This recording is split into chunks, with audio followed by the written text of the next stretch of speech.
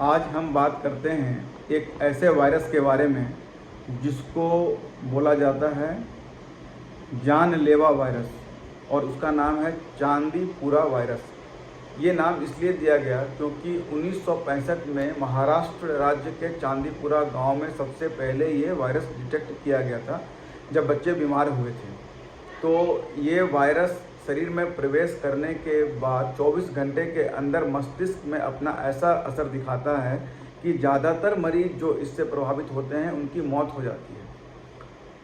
लक्षण तो आम जो इंकेफ्लाइटिस जिसको बोलते हैं, मेनिंगो इंकेफ्लाइटिस या इंकेफ्लाइटिस, उसके जैसा ही होता है।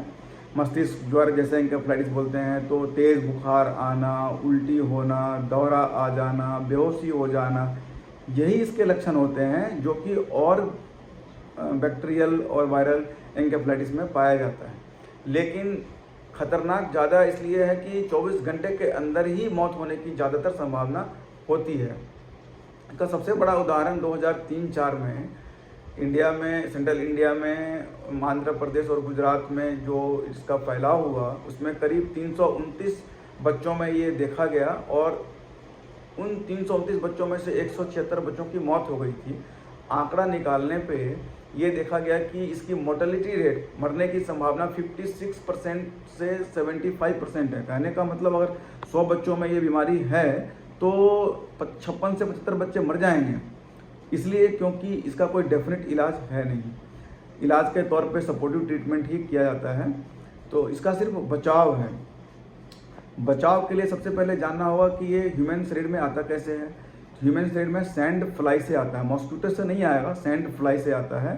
सैंड फ्लाई किसी किसी जगह पे ज़्यादा पाया जाता है, खास करके जहाँ पे मकान का कंस्ट्रक्शन होता रहता है, वहाँ जो पत्थर गिरे होते हैं उसके नीचे ये पाया जाता है, वहाँ इसका लार्वा होता है।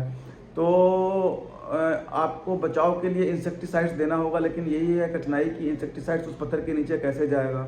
दूसरा जो काऊ डंग है, गाय का गोबर, खास करके जो कुछ जगह में प्रथा होती है कि उसको इकट्ठा करके रखना, घर में उसका छिड़काव करना, तो वो लार्वा को बढ़ने में मदद करता है। तो ऐसे जगह पर भी ये सैंड फ्लाई ज़्यादा होगा, तो अगर वो वायरस वहाँ पे पाया जाएगा तो सैंड फ्लाई उसको ह्यूमन में ट्रांसमिट कर देगा।